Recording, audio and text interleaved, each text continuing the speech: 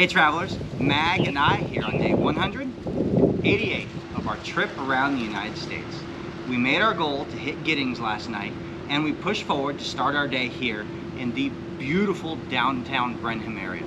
This downtown area is completely loaded with murals. In every direction from where we're sitting, all the buildings are marked up with beautifully painted murals that we're going to show you in just a second. Today's route has us covering 300 miles. From here in Brenham, we're going to work our way up north through College Station in Centerville, hook east into Lufkin, and from Lufkin, we're going to start heading south until we finish our day off in Huntsville. We have quite a variety of targets on the list today. Virtuals, earth caches, challenge, multis, and of course, traditionals with favorite points. There's going to be quite a few things for us to find today, with quite a bit of variety between all the targets.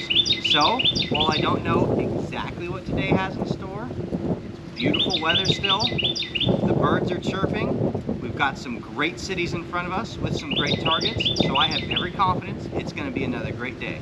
You ready to do this, Ai-chan? I'm ready to do it. Let's get out there and hit the trails. Come on, let's go. Popping out of Giddings with the morning sun, our day begins in Brenham, the county seat of Washington County with a population of around 17,000 people. Located halfway between Austin and Houston on Highway 290, this town is often referred to as the birthplace of Texas. On March 2nd of 1836, a delegation of 59 men gathered at Washington-on-the-Brazos to draft a Declaration of Independence and establish a constitution for a new nation.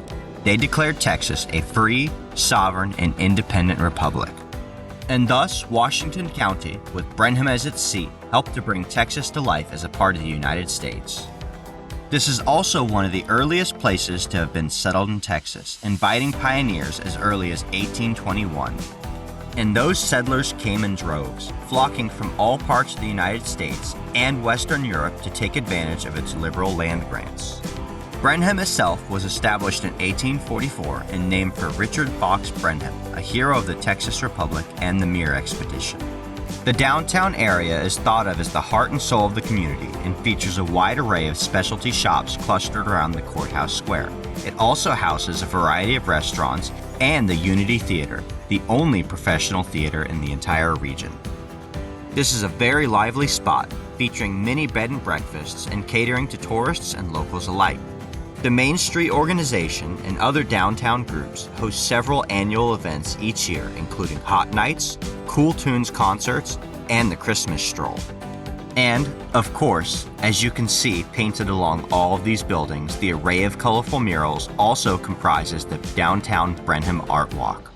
Only after a few loops through the downtown area did we actually begin to start doing some geocaching for the day.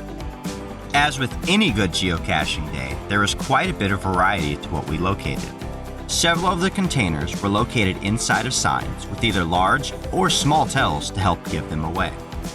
We saw some other kinds of signs as well, although not always with a tell. Sometimes you've got to reach in and hope for the best. A birdhouse with no entrance for our flying friends and a geocaching logo on the front is exactly what I like to see to know that I've made a find. The container housed within filled the entire space, making it a struggle for my fat fingers to remove it, but with a little patience, we finally freed it up. The cat on the inside is activated by the light, sounding out a cry of warning.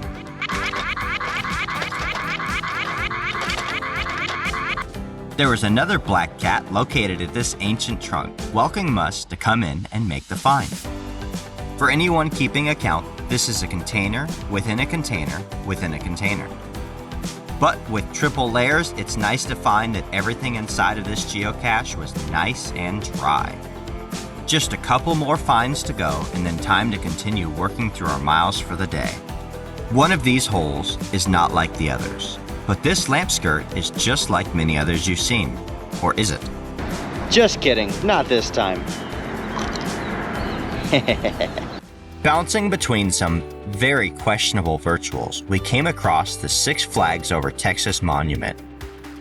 This monument celebrates the heritage of Texas with a timeline of flags representing the 6 nations who built the unique characteristics of the state, including Spain, France, Mexico, the Republic of Texas, the Confederate States of America, and the United States of America.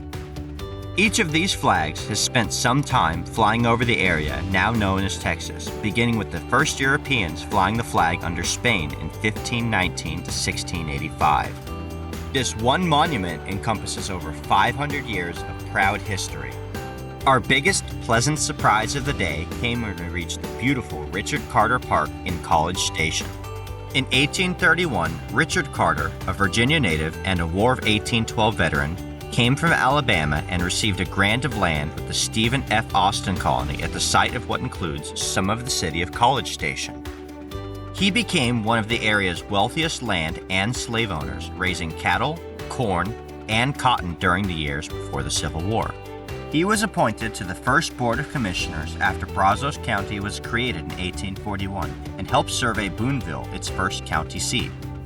In 1863, Richard Carter died at the age of 74, leaving his entire estate to his wife, Elizabeth. During the war years, the value of the estate continued to climb to an unprecedented $44,000, which was a lot of money during that time. By 1865, Elizabeth Carter had become the second largest cattle owner in the county and was in the top 2% of the most financially wealthy people in the area. This park was established on a part of that original home site. Exploring the park will provide you an opportunity to find a traditional, complete a virtual, and take a walk through history back in the mid-1800s. While I enjoyed the look back in time, Aichan got to experience over 150 years of smells in the site. Bridging the gap from College Station, we made our way through Madison County, starting at the county seat of Madisonville. At the suggestion of Dr. Pleasant Williams Kittrell, the town was named after President James Madison. This town is known as the mushroom capital of Texas, thanks to the presence of Monterey mushrooms. Since 2002, Madisonville has been host to the Texas Mushroom Festival, which has continued to grow in popularity with each passing year and attracts thousands of visitors to the area to enjoy these treats.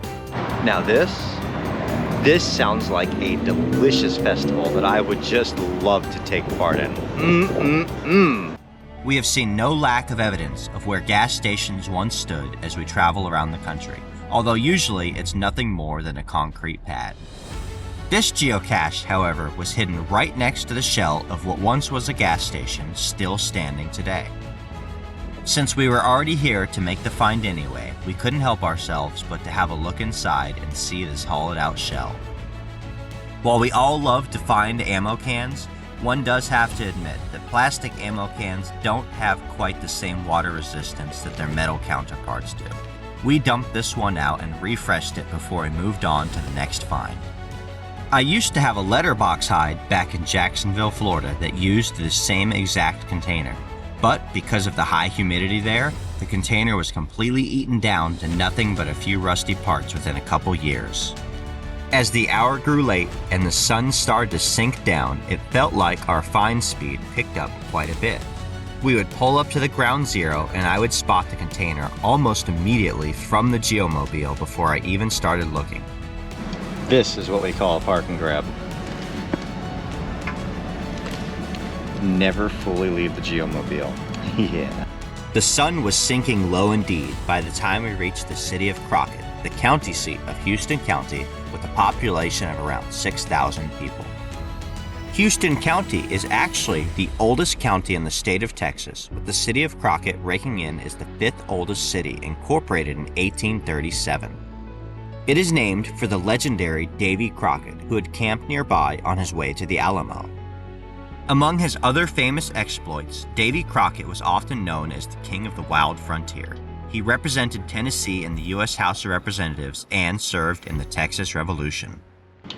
Well, travelers, that brings the end to another day geocaching on the road out here in Texas. It was a pretty good day.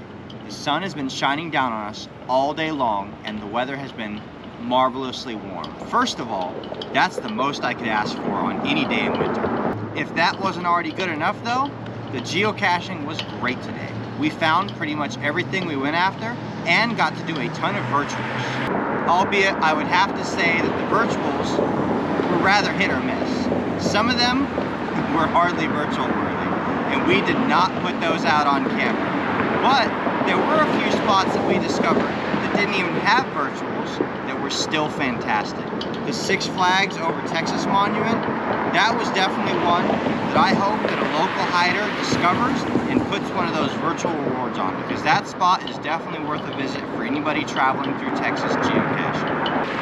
Right now, we're finishing up in the city of Crockett at the appropriately named Crockett Springs Park. Our next stop is Lufkin, but we're going to get there just after that sun goes down. And as is our norm, we're about 3 counties behind from finishing our day, which is pretty much right where we want to be on timing. I think Aichen's had a pretty good day. She had a lot of opportunities to get out of the car and walk today. I know I got a lot of opportunities to get out of the car and walk today. And again, we found all those caches. What more can you ask for? Thank you guys for joining us. Like this video, subscribe to stay tuned for daily updates, and we'll see you out on the trails.